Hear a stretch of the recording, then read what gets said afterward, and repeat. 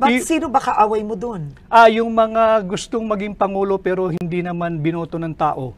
Yung mga astang Pangulo, wala namang mandato.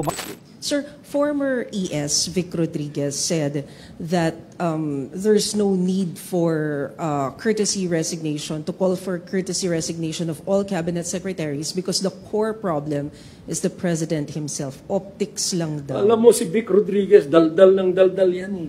Do you listen to him? Huh? Why was he taken out of the office? Wala pa siyang 3 buwan.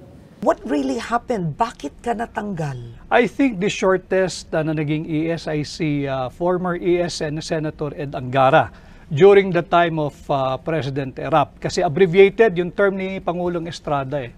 And ako ay inappoint bilang Presidential Chief of Staff after my stint as Executive Secretary.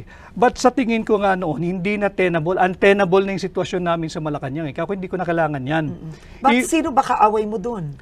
Yung mga gustong maging Pangulo pero hindi naman binoto ng tao. Yung mga astang Pangulo, wala namang mandato. Mga gustong maging Pangulo pero hindi naman binoto ng tao.